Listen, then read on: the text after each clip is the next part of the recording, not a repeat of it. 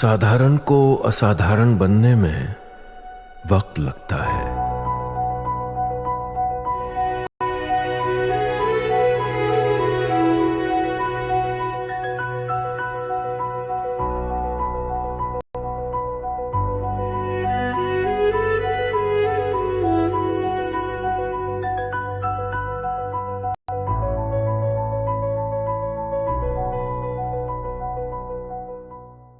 Bharatiya Janata party को नकारात्मक राजनीति करने की आदत है।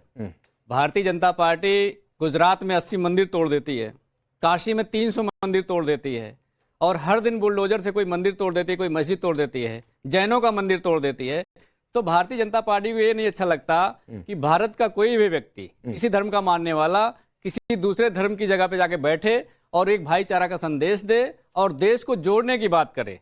आस्था हमेशा मानवता को जोड़ती है, आस्था हमेशा समाज को जोड़ती है, धर्म हमेशा देश को जोड़ता है। लेकिन भारतीय जनता पार्टी के लोग तोड़ने की राजनीति करने वाले लोग हैं। तो तोड़ने की बात उन्हें अच्छी लगती है, जोड़ने की बात अच्छी नहीं लगती है।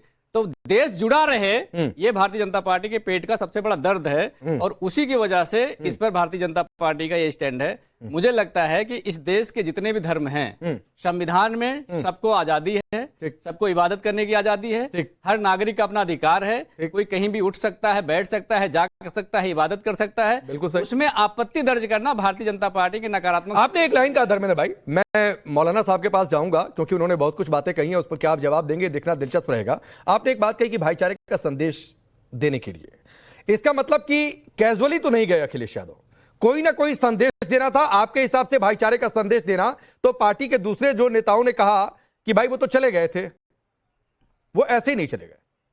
मस्जिद के जो इमाम हैं वो मेंबर ऑफ पार्लियामेंट भी हैं, तो वो कलीग भी कह सकते हो आप उनके, जितने भी मेंबर ऑफ पार्लियामेंट है सबके कलीग हैं। हो सकता है कल प्रधानमंत्री भी जी वहां चले जाएं, तो प्रधानमंत्री जी अगर चले जाएं तो हम ये कहते हैं उन्होंने क्यों बुला लिया। ये तो एक नकारात्मक सोच की बात है ना। हम आपके स्टूडियो में आए, फिर सोचे हमारी पार्टी के लोग क्यों आ गए। स्टूडियो और इबादत की जगह मिलाइए नहीं धर्मेंद्र भाई, नहीं प्लीज मेरी बात, स्टूडियो और इबादत की जगह को मत मिलाइए। मंदिर हो, मस्जिद हो, गुरुद्वारा हो, कुछ भी हो, उसको स्टूडियो से तुलना मत करिए। कम से कम ये सब बातें नहीं। आप अपने डिफेंस में कुछ भी कहेंगे, ये मेरे सामने नहीं चलेगा। भारतीय जनता पार्टी आजकल आपके स्टूडियो में नहीं आ रही है, समाजवादी पार्टी उसको क्या देशद्रोही मान ले, नव भारत का विरोधी मान ले उसे, सुनिए समाज का विरोधी मान ले नहीं सुनिए धर्मेंद्र भाई, सुनिए ना, सुनिए ना, बीजेपी नहीं आ रही है सर, आप लोगों की क्या बाहर लड़ाई, सड़क पर चलिए जाकर पूछिए सर। आप दोनों की एक दूसरे से क्या अदावत चल रही है कि आप एक दूसरे को स्टूडियो में एक साथ देखना पसंद नहीं करते हैं। मेरा मुंह मत खुलवाइए। मैं आपकी जो बीजेपी से दावत चल रही है सर, आप बैठकर करिए बाहर, मेरी बात स्टूडियो में नहीं, मेरी बात स्टूडियो में नहीं। धर्मेंद्र भाई मैं आपको पहले बता रहा हूँ, देश के आप एक दूसरे को एक साथ देखना क्यों नहीं पसंद कर रहे हैं, आप लोग क्या करिए बाहर। उसके लिए मैं अपना स्टूडियो का टाइम, ऑन एयर टाइम खराब नहीं करूंगा। सुन लीजिए, देश के चौथे स्तंभ होने के नाते कम से कम आपकी ये भी जिम्मेदारी है कि आप देश को बताएं कि भारतीय जनता पार्टी देश को आगे ले जाने के मिशन में क्यों पीछे हो जाती है। सर आप बताइए ना, डिबेट में आप बताइए ना कि आप मस्जिद में गए, आप राम मंदिर आज तक क्यों नहीं गए। अखिलेश यादव को राम मंदिर का मुहूर्त आज तक नहीं निकला, लेकिन मस्जिद जाने का मुहूर्त निकल जा रहा है। आप सुन लीजिए, ये भी सवाल पूछा जा रहा है लोग सोशल मीडिया माध्यम से। राकेश भाई, आपके माध्यम से पूरी भारतीय जनता पार्टी से मेरा एक निवेदन है।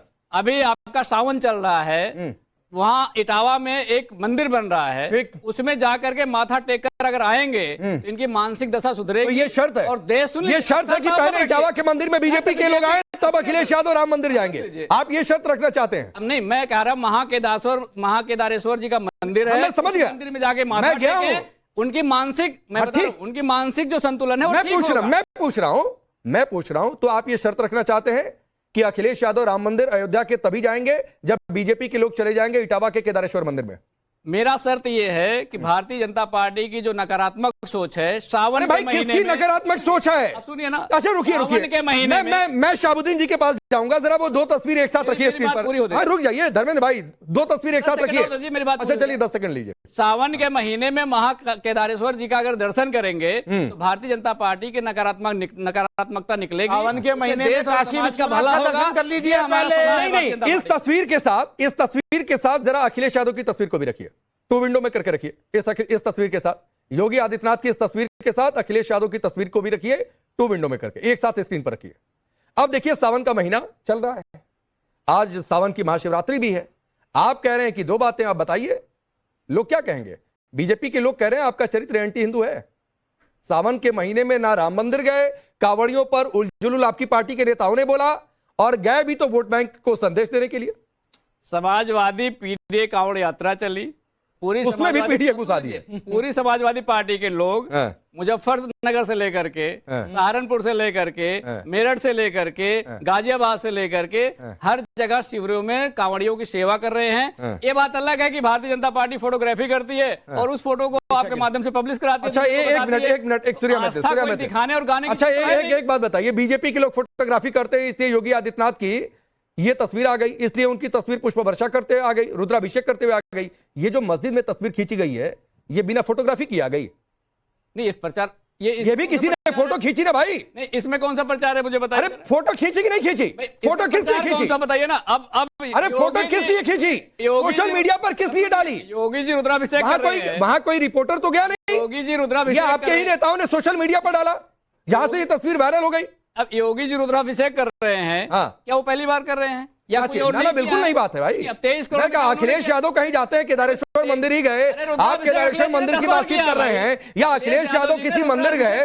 मैं ये थोड़ा नहीं कह रहा हूँ। उनकी वो फोटो। अच्छा, एक बात बताइए, केदारेश्वर मंदिर की पूजा अर्चना जब हो रही थी, जब शुरुआत हो रही थी, नहीं आपको, तो मैं ये कह रहा हूँ कि वो फोटो खींचा गया ना भाई। मैं कह रहा हूँ अखिलेश यादव हो, योगी आदित्यनाथ हो, प्रधानमंत्री हो, राहुल गांधी हो, जहां भी जाएंगे कैमरा उनके पीछे पीछे जाएगा। अब सुन लीजिए ना, इसमें कौन सी बात है कि फोटो खिंचवाई? पूजा करते हुए फोटो आप लगाइए योगी जी के बगल में, दिखाइए तस्वीर। जानू कि आप पर्सनल बातचीत कर रहे हैं। आपने भी तो हिंदू मुसलमान करने ना, मैं हिंदू मुसलमान नहीं कर रहा हूँ। आपने सावन का जिक्र कर दिया भाई। सावन में जो दोनों फोटो, धर्मेंद्र यादव, आपने सावन का जिक्र कर दिया, इसलिए ये तस्वीर मैंने निकलवा ली। मैं ये तस्वीर निकलवाता ही नहीं, यही तो मेरी चर्चा का हिस्सा ही नहीं था। धर्मेंद्र यादव, आपकी मानसिकता मैं तुलना करने वाला ही नहीं था। आप देश के सामने जिस तरह की चीजें रखते हैं वो ठीक नहीं है, इससे देश को बांटने का। चलिए मौलाना शहाबुद्दीन जी, मैं आऊंगा सूर्या में फिर थोड़ा सा एक अलग एंगल है।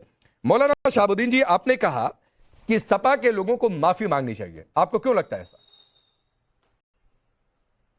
देखिए मोहतरम, मस्जिद जो है वो अल्लाह की इबादत का घर है और वो किसी की जागीर नहीं है। न इमाम की जागीर है, न मुक्तदी की जागीर है, न जो लोग नमाज पढ़ते हैं उनकी जागीर है। वो खुदा का घर है। तो मौलाना Muhibullah Nadvi, member parliament, Samajwadi party, मुजरिम है शरीयत की नजर में कि उन्होंने गैर मुस्लिम लोगों को बुलाया, समाजवादी पार्टी की मीटिंग की, पॉलिटिकल बातें की और दुनियादारी वहां पे निभाई।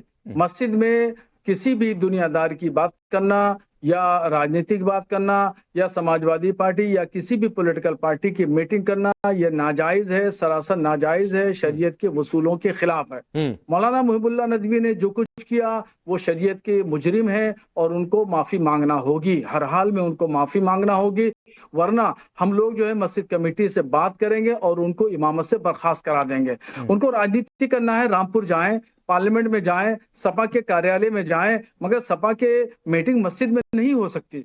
मस्जिद में मीटिंग को हम लोग बर्दाश्त नहीं कर सकते। वो खुशनुदी हासिल करें अखिलेश यादव की, पार्लियामेंट में खुशनुदी हासिल करें, जिसकी चाहे खुशनुदी हासिल करें, मगर मस्जिद में नाकाबिले बर्दाश्त है। मुस्लिम आवाम इस तरीके से तमाम चीजों को बर्दाश्त नहीं कर सकती।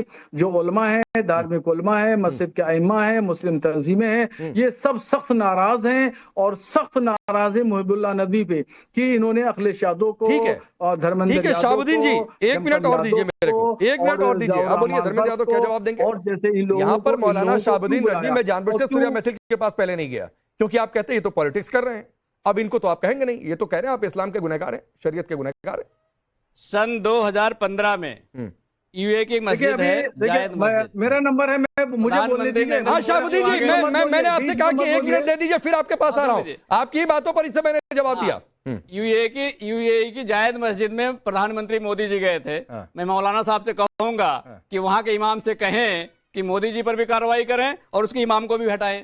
2018 में ओमान की मस्जिद है, सुल्तान कबूश नाम की मस्जिद है, जिसमें मोदी जी गए थे। वहां की मस्जिद के इमाम को भी ये जाके मौलाना साहब बोले कि वहां के मस्जिद के इमाम को हटाएं कि मोदी जी को क्या बुलाया था वहां पे। 2018 में इंडोनेशिया के मस्जिद में मोदी जी गए थे। मोदी जी जब से 2014 में प्रधानमंत्री बने हैं, कम से कम 10 मस्जिदों का दौरा कर चुके हैं, तो आप 10 मस्जिदों के इमाम को चिट्ठी लिखिए मौलाना साहब, और उनको बताइए कि वहाँ के इमाम को बर्खास्त कर दिया जाए, क्योंकि मोदी जी गैर हिंदू है, मोदी जी गैर मुस्लिम है, इसलिए वो वहाँ जाना ठीक नहीं था। इबादत की जगह है, वहाँ से एक मिनट, मोदी जी गैर हिंदू है, गैर मुस्लिम है, आपकी जुबान लटपटा रही धर्मेंद्र यादव। पॉलिटिकल मीटिंग नहीं, शाहबुद्दीन जी का एक रिप्लाई इस पर, शाहबुद्दीन जी रिप्लाई करिए 30 सेकंड, फिर बाकी के मेहमान के पास में जाऊंगा। 30 सेकंड। मीटिंग करने नहीं गए थे, मोहिबुल्लाह नदवी ने तो मीटिंग कराई, क्या करने गए थे तो बता दीजिए, मीटिंग कराई, वो क्या करने गए थे बताइए, वो क्या करने गए थे मोदी जी, तो बता दीजिए, सेल्फी लेने गए थे, नहीं गए थे, इबादत करने गए थे क्या? मस्जिद बनी है, नहीं मोदी जी इबादत करने गए थे, बताइए ना। कंगूरे हैं वहाँ, मोदी जी जो मैंने मस्जिदों के नाम बताए, यूएई की मस्जिद में गए थे, इंडोनेशिया की मस्जिद में गए थे, वहाँ इबादत करने गए थे, थोड़ा सा कुशादा वहाँ इबादत करने गए थे, आप ये बोल दीजिए फिर। थोड़ा सा खोलिए, दिमाग को खोल के बात करेंगे। अरे 2023